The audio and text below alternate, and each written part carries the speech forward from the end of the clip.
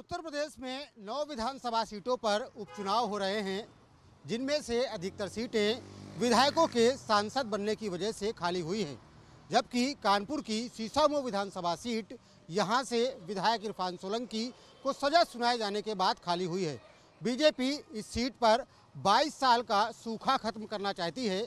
ऐसे में समाजवादी पार्टी ने इरफान सोलंकी की पत्नी नसीम सोलंकी को अपना प्रत्याशी बनाया है और इस विधानसभा सीट पर अपना तिलिस्म कायम रखना चाहती है।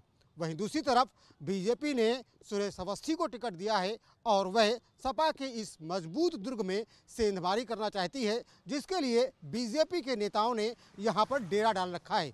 देखना ये होगा कि जीत किसको मिलती है और जनता इस बार किसके सिर पर ताज सजाती है। सीसामऊ विधानसभा क्षेत्र के कर्नलगंज छिपियाना मोहल्ले में हम मौजूद हैं और यहाँ तमाम लोग हैं, इनसे बात करेंगे और जानने का प्रयास करेंगे कि इस बार चुनावी माहौल यहाँ पर क्या है, क्योंकि इरफान सोलंकी के जेल जाने के बाद ये सीट खाली हुई है और बीजेपी लगातार यहाँ पर मेहनत कर रही है। कुछ लोग हैं हमारे साथ, उनसे बात करते हैं और जानते हैं कि आखिर क्या सोच रहे हैं इस बार वो इस चुनाव को लेकर के, उनके मन में क्या है। सब क्या लगता है कि इस बार किस तरीके का चुनाव रहने वाला है यहाँ पर और किसकी लहर देखने को मिल रही है?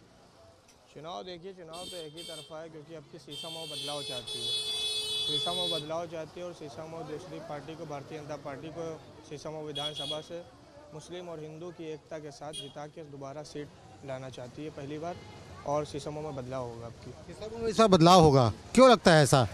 ऐसा यूँ लगता है कि एक तो काफ़ी टाइम से सीसामऊ विधानसभा में जो हमारे प्रत्याशी थे इरफान सोलंकी, उनका कोई ख़ास विकास पे महत्व नहीं रहा है, और उसके बाद जिस तरह से अभी मुस्लिम समाज पे उनकी क्रूरता थी, जिस कारण कोर्ट ने उन पर फैसला दिया, उसको देखते हुए लगता है कि सीसामऊ में मुस्लिम समाज इस बार भारतीय जनता पार्टी को वोट दे के विजय बनाएगा।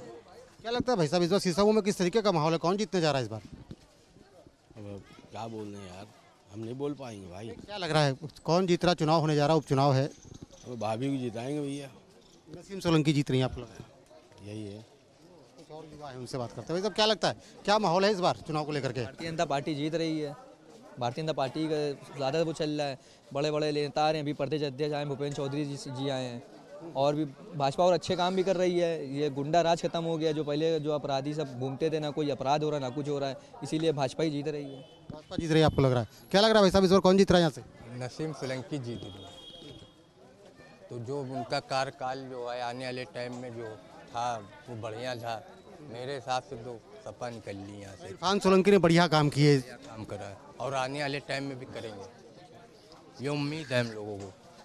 उम्मीद है, तो वोट क्या कहते हैं आप लोग, सपा को करेंगे? हाँ बिल्कुल। लोग उनसे बात करते हैं। ऐसा बताइए कौन जीत रहा है इस बार यहाँ पर उपचुनाव में? इस बार जीते हारे कोई भी, देखो कोई काम कोई नहीं कर पाता, सब कहते हैं हम लोग का विरोधी करते हैं, कोई खुल के कर रहा है कोई छुप के कर रहा है, तो हम किसी के सपोर्ट में नहीं है अभी। वोट तो करेंगे ना किसी को? नहीं, वोट नहीं करेंगे। वोट ही नहीं करेंगे, ऊब गए चुनाव से? हाँ, ऊब गए। क्या लगता है भाई साहब, कौन जीत रहा है इस बार क्षेत्र से? यहाँ पर तो देखो जीते हारे कोई भी, हमें इससे मतलब नहीं, हमें बस शिक्षा पे काम चाहिए, लोगों की सड़कें बन जाएं, लोग हॉस्पिटल खुल जाए, लोग जो परेशान नहीं तो उनकी परेशानी दूर हो जाए। हमें किसी नेता से कोई मतलब नहीं है, चाहे जो भी जीते, अपना काम होना चाहिए। समाजवादी पार्टी के विधायक 3 बार यहाँ पर रहे, क्या लगता है काम हुआ है? अगर समाजवादी जो विधायक इरफान सोलंकी जो रहे हैं, खैर इतना उस टाइम इतने समझ नहीं थी, इतनी समझदारी नहीं थी कि काम क्या किस तरह कैसे क्या होता है, यही नहीं पता था कि पार्षद का काम क्या होता है, कि विधायक का काम क्या होता है। अब लोग जिस तरह से अभी इरफान सोलंकी जी जो जेल गए हैं, उसके बाद से बड़ी लोगों के दिल में ये लग रहा है कि इरफान सोलंकी यहाँ से निकलेंगे। इरफान सोलंकी की पत्नी जीत जाएंगी? जी जी, जीत जाएंगे यहाँ से इस तरह से। क्या लगता है कि नसीम सोलंकी इस बार जीतेंगी या इस बार बदलाव होगा यहाँ पर?